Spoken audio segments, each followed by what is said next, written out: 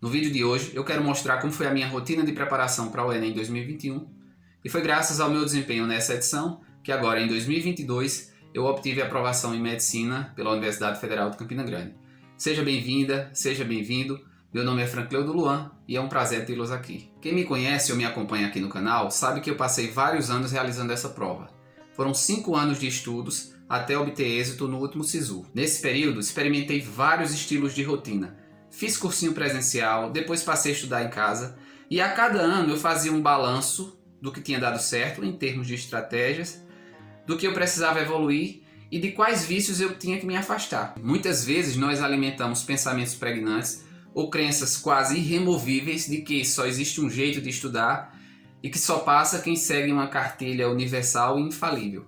Confesso que por muitos anos eu fiquei amarrado a essa mentalidade e tive muito receio de arriscar possibilidades. Claro, como o processo de aprendizagem é dinâmico e cumulativo, ano a ano eu ampliava o meu repertório de conhecimentos, passei a saber mais e melhor de muitos conteúdos e a me familiarizar com a prova. Mas eu não temo dizer que o salto que eu precisava dar para a aprovação se deu em 2021, quando eu passei a praticar a autonomia, tentei sair da tutela de outras pessoas e passei a bancar as minhas próprias escolhas. Praticar autonomia não é se isolar, deixar de buscar referências ou de observar boas práticas desenvolvidas por outras pessoas.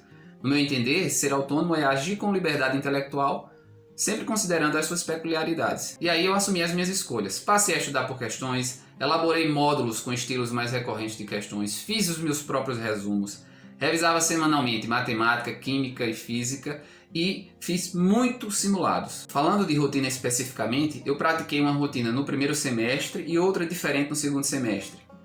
Como elas funcionavam? Normalmente, eu começava a estudar por volta das 7 horas da manhã, fazendo exercícios de matemática, física e química. Basicamente, no primeiro semestre, eu só fiz exercícios dessas 3 matérias. Para as demais, eu exercitava através dos simulados. No dia de matemática, eu passava a manhã inteira só fazendo exercícios de matemática, assim como nos dias de química e física. Eu vou trazer em breve aqui para o canal um vídeo mostrando como eu estudei por questões. Eu estudava até às 13h30, sempre fazendo o intervalo das 10 às 11 horas. Nos dias de simulados, e eu sempre fazia os simulados pela manhã, obviamente eu não tinha esse intervalo. Então eu almoçava por volta das 14 horas, depois eu me deitava, ia ver algum vídeo, via amenidades, futebol ou vídeo de comédia, voltava a estudar às 15 horas, e aí se eu tivesse feito o simulado na manhã daquele dia, eu aproveitava o horário da tarde para fazer a correção atenta do simulado. Se não, eu via videoaulas ou outros conteúdos conforme o meu cronograma. Parava de estudar por volta das 17 horas, e aí eu ia passear diariamente com meu irmão especial, já falei sobre ele aqui no canal, e voltava a estudar às 19 horas. O estudo noturno era basicamente responder exercícios, fazer revisões ou procurar alguns vídeos sobre conteúdos da prova. Nas terças e quintas à noite eu praticava corrida, e aí eu aproveitava essa ocasião para ouvir aulas de biologia enquanto corria. Sim, no início do primeiro semestre a minha rotina ainda não estava tão preenchida, e aí me sobrou tempo para escrever um livro. Foi um livro sobre o meu avô, Seu Quinô. É um livro de memórias que resgata histórias e lembranças de amigos e familiares sobre ele, que foi um ser humano sensacional, exemplar, inspirador. Aos finais de semana eu estudava bem menos, até porque muitas vezes eu estava dando aula na pós em neuropsicopedagogia e isso me tomava o sábado inteiro. Eu consegui manter essa rotina. No segundo semestre, eu reduzi a quantidade de exercícios e aumentei a quantidade de simulados.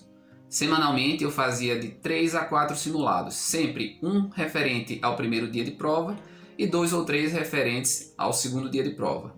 Mantive o meu regime de revisões e passei a incluir nos estudos o programa de História, Geografia e Linguagens. De julho a meados de outubro, essa era a minha rotina, que só era quebrado quando eu ia participar de algum evento acadêmico. Nesse período eu participei de banca de doutorado, proferi palestras sobre os efeitos da pandemia na saúde mental das pessoas, fiz pareceres de artigos científicos, eu sou revisor de 2 revistas científicas, mas essa rotina só era quebrada de forma esporádica. Na segunda quinzena de outubro e no mês de novembro, eu passei a fazer simulados quase todos os dias, eram 5 ou 6 simulados por semana.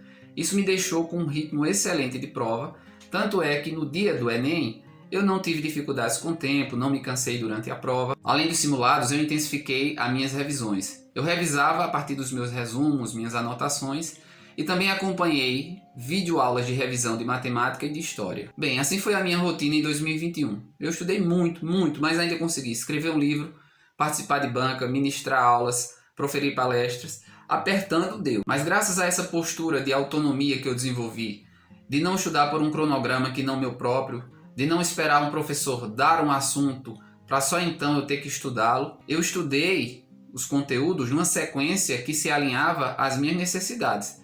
Tanto é que o primeiro assunto de física a que me empenhei foi eletromagnetismo, depois é que fui ver os outros. Se eu pudesse fazer uma recomendação para você que está estudando agora, seria: exercite a autonomia.